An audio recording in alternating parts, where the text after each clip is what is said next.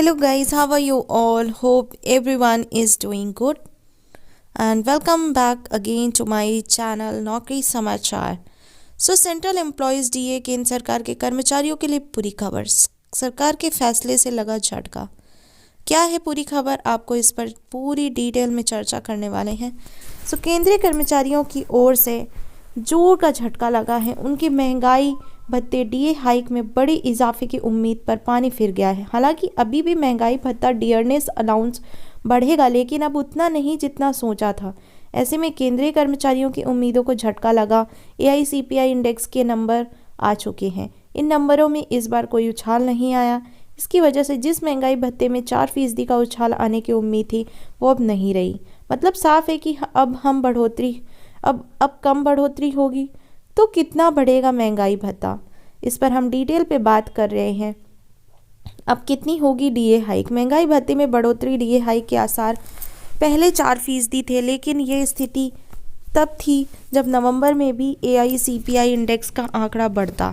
अब ये आंकड़ा अक्टूबर वाले आंकड़े पर ही स्थिर रहा है। ऐसे में केंद्रीय कर्मचारियों के लिए इसके मायने बदल गए हैं। दरअसल नवंबर 2022 के लिए एआईसीपीआई इंडेक्स का आंकड़ा 132.5 रहा है। अक्टूबर में भी ये आंकड़ा 132.5 पर ही था।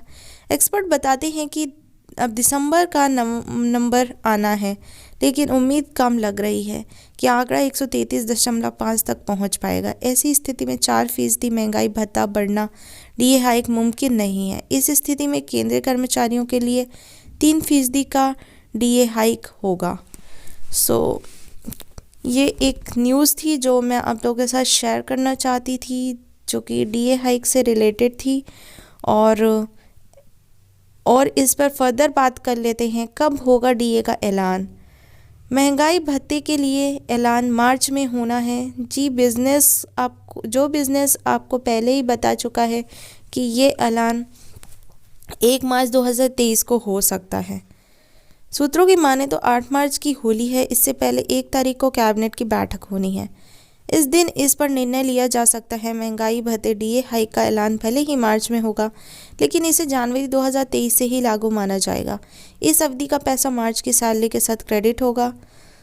कितना पहुंच जाएगा डीए और कितनी बढ़ेगी सैलरी। अगर एआईसीपीआई इंडेक्स के नंबर्स को आधार माने तो उनका महंगाई भत्ता 3% बढ़ सकता है। अगर ऐसा होता है तो कुल महंगाई भत्ता 41% हो जाएगा। मौजूदा वक्त में उन्हें 38% की दर से भुगतान हो रहा है। ऐसी स्थिति में अगर किसी कर्मचारी की न्यूनतम सैलरी यानी बेसिक सैलरी 18,000 रुपये है, तो उसे फिलहाल 6,840 रुपये प्रति महीना मिल रहा होगा। 41% होने पर उनका महंगाई भत्ता 7,380 रुपये पहुँच जाएगा। कुल अंतर की बात करें तो डीए में 540 रुपये का इजाफा होगा।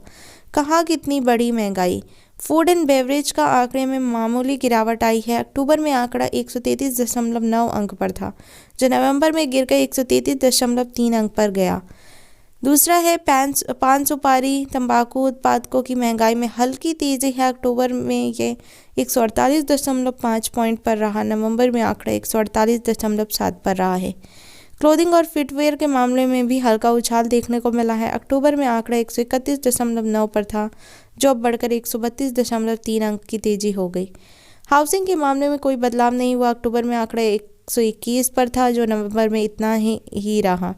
5 फ्यूल और लाइट की महंगाई में भी कोई इजाफा नहीं हुआ है। ये आंकड़ा अक्टूबर में 177.8 अंक पर स्थिर है। मिसलेनियस महंगाई में मामूली तेजी आई, 128.4 से बढ़कर 129.1 रहा है।